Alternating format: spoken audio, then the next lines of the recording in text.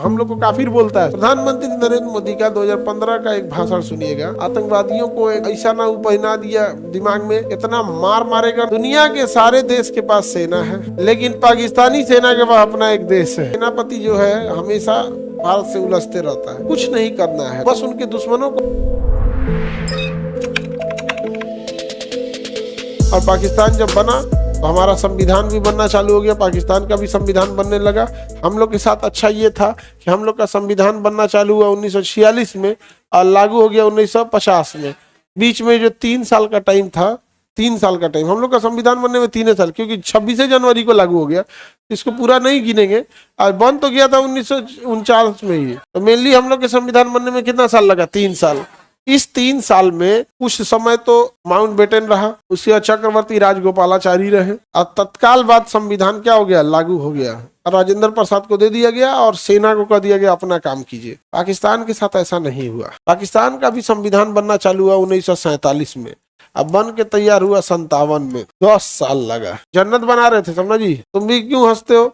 जन्नत बनने में टाइम नहीं लगेगा? हाँ, जन्नत बना रहा था, 10 साल टाइम लगा। अंग्रेज चले गए सब, और वहाँ हालत कौन देखेगा जब तक संविधान नहीं है? सेना को आदत लग गया। आज वहाँ प्रधानमंत्री जाता है तो सेना से पूछ के जाता है, सेना को लेके जाता है, सेना लेके जाता है प्रधानमंत्री, चल बात कर। सेना वहाँ पे अपना बैंक चलाती है। क्या होगा जब आपको पता चलेगा कि आरबीआई बैंक सेना का है? तो वहां सेना पूरा बैंक चलाएगी, सेना इंडस्ट्री चलाती है।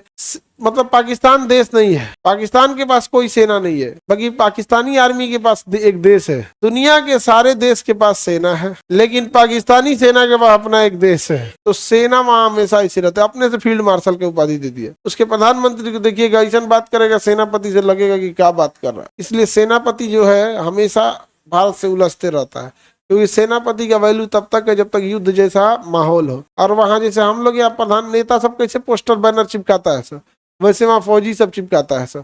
वहाँ रूल बनाया सर कि कोई रिटायर होगा तो 10 एकड़ जमीन, किसी को 20 एकड़ जमीन, कोई कुछ, खूब पूरा एकदम सेना को लेके रहेगा सर। अब कैसे होगा भैया? सेना से कोई बगावत कैसे ना करे? तो वहाँ सेना ने आगे किया धर्म गुरुओं को। धर्म गुरुओं ने कहा कि इनको मारो, भारतीयों को। समझ में आ गया कि नहीं आ गया? कहा कि मारो। हम लोग को काफिर बोलता है सब, हम लोग को काफिर बोलता है। हाँ, तो काफिर का मतलब होता है कि जो हमारी विचारधारा का न हो। ऐसे कोई काफिर का मतलब धर्म नहीं होता है। समझ में आ गया कि नहीं? जैसे मान के चलिए कि कोई साइंस का विद्यार्थी है, तो साइंस के विद्यार्थी के आगे कॉमर्स वाला अकॉर्डिंग टू साइंस वो काफिर हो गया, मतलब साइंस वाला नहीं मानता है। काफिर बना है अरबी भाषा से, जिसका अर्थ होता है विचार न रखने वाला। उसका कहता है कि हम लोग से इसकी विचार मैच नहीं करते। अब ये शब्द बदनाम क्यों हो गया? काफिर शब्द बदनाम क्यों हुआ? बदनाम इसलिए हुआ क्योंकि पाकिस्तानी आतंकवादियों से विचारधारा तो किसी की मैच नहीं करती थी, किसी की मैच नहीं करती थी। तो अमेरिका को भी काफिर बोलने लगे सब, जबकि वहां ईसाई है। यहूदी इजराइल को भी काफिर बोलने लगे क्योंकि वह तो यहूदी है। इंडिया वाले को भी बोलने लगा काफिर, क्योंकि हम लोग यहाँ मेजोरिटी हिंदू है। वहां सिखों को भी काफिर बोलने लगा। मतलब तुम ही एगो ठीक है, तुम ही ठीक है। हाँ, एक और तो हम लोग ये कहते हैं कि ऊपर वाले ने सब कुछ बनाया। ऊपर वाले को अगर लगता कि ये खराब इंसान है तो उसको खत्म कर देता। डायनासोर को खत्म कर दिया पृथ्वी से। तो तुम्हें लगता है कि वो जाति, वो धर्म हमारे लिए ठीक नहीं है, तो ऊपर वाले से कहो कि भैया तुम्हारा पृथ्वी है, तुम उसको ही खत्म कर दो, तुम ही तो बनाए हो। के बाद से इंसान ने इतना आतंकवादियों को एक ऐसा ना पहना दिया दिमाग में कि मार के जाओगे जन्नत मिलेगा। क्या मिलेगा? जन्नत में। इतना मार मारेगा ना ऊपर वाला, बदनाम करके आ रहा है जन्नत मिलेगा। माउंटबेटन आया, भारत का क्या कर दिया? विभाजन। और यहाँ जो 10 साल संविधान बनने में लग गया, सब कुछ कौन ले गया? सेना। और सेना हमेशा युद्ध करना ही चाहेगी। प्रधानमंत्री नरेंद्र मोदी का 2015 का एक भाषण सुनिएगा, 16 का। उन्होंने कहा जब मैं प्रधानमंत्री बना और पाकिस्तान से बात करने की कोशिश किया तो मैं बात करने के बाद थक गया। तो फिर पूरी दुनिया से भी बात किए कि हम उनका कहना था कि शायद बाकी दुनिया वाले फ्रांस, ब्रिटेन, अमेरिका, इनसे बात करके देखते हैं कि आप पाकिस्तान से कैसे डील करते हैं। उन्होंने भी कहा कि सर उससे डील कैसे कीजिएगा? प्रधानमंत्री से बात कीजिएगा कि सेनापति से बात कीजिएगा कि आतंकवादियों से बात कीजिएगा कि धर्म गुरुओं से बात कीजिएगा? सब एक्सट्रीमिस्ट हैं सब। सेना से बात करें कोनो काम का नहीं है।